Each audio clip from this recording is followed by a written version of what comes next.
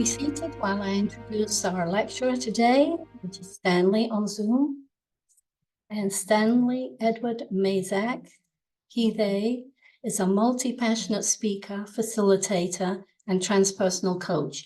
He helps individuals and groups articulate their unique gift as core gift and signature gift discovery facilitator. He is also a quantum human design specialist, intuitive, and has worked with the Akashic Records and Tarot. His work has been greatly impacted by his own personal growth journey, navigating fundamentalist religion from a young age and into adulthood, coming out as gay and gender nonconforming, serving in the Army Reserve for almost 22 years, both under the Don't Ask, Don't Tell policy, and after its repeal, and retiring as a Master Sergeant in 2022. Stanley joined the chapel in 2019, has served on the board, currently serves as the chapel's newsletter editor, website, and social media manager, and will be admitted into the Order of Novitiate Minister during Sunday services on August the 16th, 2024. Please join me in welcoming Stanley to the podium. Okay. Good morning, everybody. Can you hear me all right? Good. Good to see you all here. Today is Sunday, August 4th, 2024. Happy Lunasa for those who celebrate. It's the midpoint between our summer solstice and our autumn equinox cycles. So we're celebrating the beginning of the first harvest of the year, where all we've been cultivating is now ripe for harvesting, for the very first time of the season, collecting it, bringing it in, reaping the rewards, and storing things away for the winter months when things will go back to their resting state. All this stuff that we've been cultivating is now starting to come into fruition. Happy new moon today. Today is a new moon in Leo.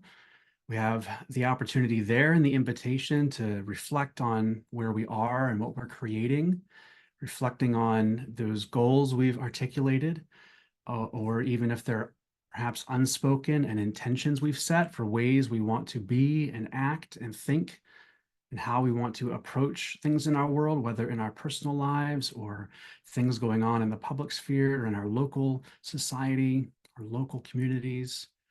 We're thinking about how we want to engage with the people around us and respond to all that's happening around us in this new moon cycle, reflecting on those intentions we want to set, reflecting on what we want to choose to give more energy to, reflecting on what we want to amplify even more, what we want to further solidify in our lives and our intentions this week and this month.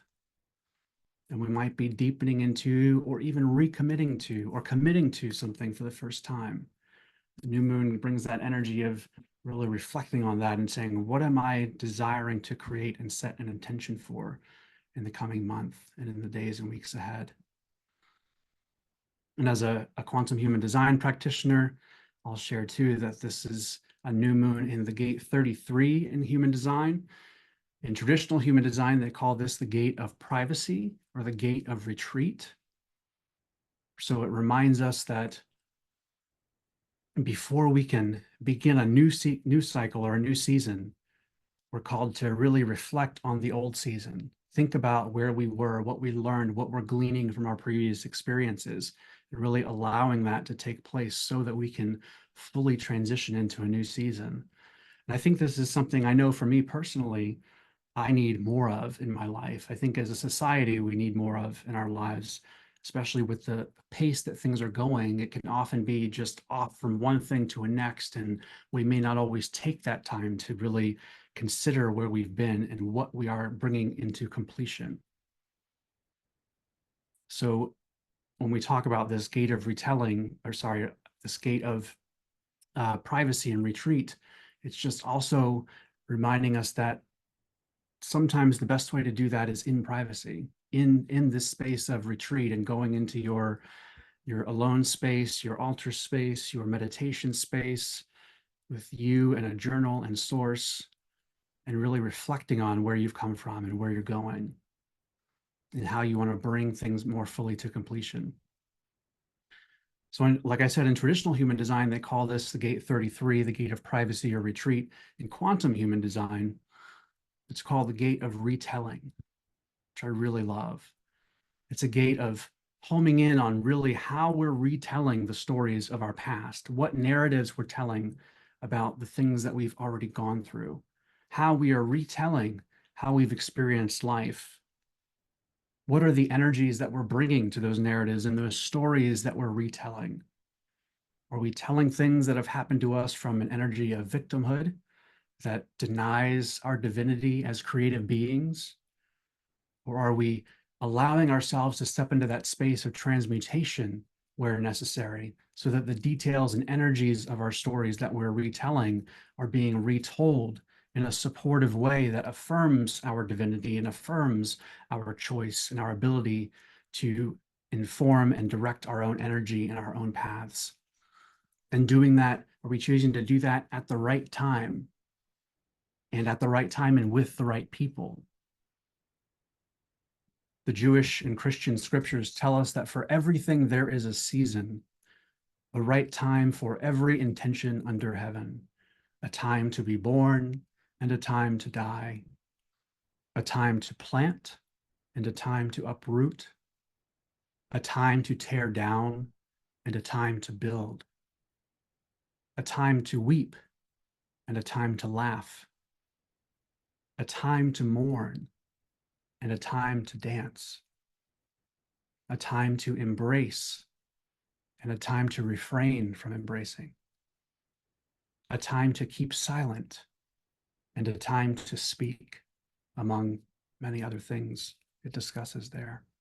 So as we navigate life circumstances, we might create and interact with the surrounding energies different ways at different times in our lives. If you're in a time to mourn, you may be interacting with things happening around you in a different way than people who are in a time to laugh or dance, and vice versa. But wherever we are, one quotation that I appreciate is often attributed to the Buddha, probably was not something that the Buddha said, but the quote goes like this: "Every morning we are born again. What we do today is what matters most." Every morning we are born again. What we do today is what matters most. Whoever said it, I think there's a lot of great value in that expression. It reminds me of one of my previous ministers, Reverend Vince Anderson. His dog is this very tiny, beautiful, very energetic dog, and he would describe how he woke up every morning with this dog just waking up and immediately going to him with all of this exuberant joy in the morning. And Reverend Vince would say it's as though he's waking up for the first time and saying, "Oh my gosh, we made it. This is what is happening right now. This is a whole new life. We're going to do this all over again. This is incredible. I didn't know if it was going to happen again, but it did." And we have that opportunity to approach each day in the same way. So wherever you find your inspiration today, whether it's in the energy that your beloved pet companions bring to you, or whether it's in the moon or the wheel of the year and the harvest seasons, or the astrological signs and seasons, or the Chinese I Ching, or the Jewish or Christian scriptures, or your esteemed teachers and mentors, or scriptures and traditions, elders, stories from your family and your ancestors around the world. Wherever you find your inspiration, I think our common source, all that is calling us inward, into our own space, into our own hearts, our minds, our souls, into each of our own divine connection with all that is. Remembering that as above, so below, as below, so above. And from that space of remembering who we are as divine beings and our ability to divinely connect with Source and to flow that unconditional love to and through us and share it with the world.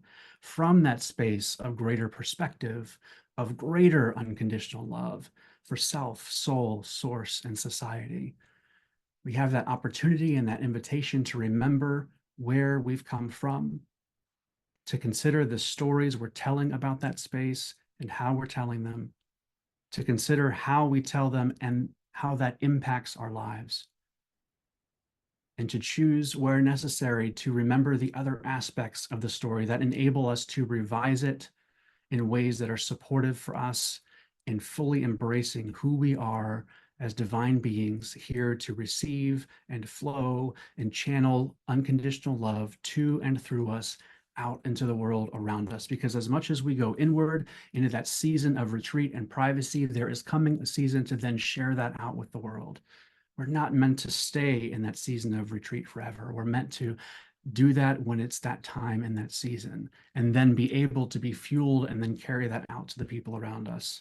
And sometimes the seasons change in a day, in an hour, in a moment, and sometimes they may even somehow happen at the same time. But when we allow ourselves to honor the energy of that season, we allow ourselves to be more fully equipped to enter the world, to see the world through the eyes of who we are as Source, as unique expressions of Source, and allow ourselves to receive that divine love just as much as we share it, and to be able to speak life into our words and into the stories that we tell today, whether they're stories of our past or whether we're carrying that into the stories that we're building now for our vision for the future. How we tell both of them are equally important. As I close, I'm going to leave you with this portion of a Druid prayer that I love and recite regularly. It says, "May the universe within me and the universe around me be in harmony.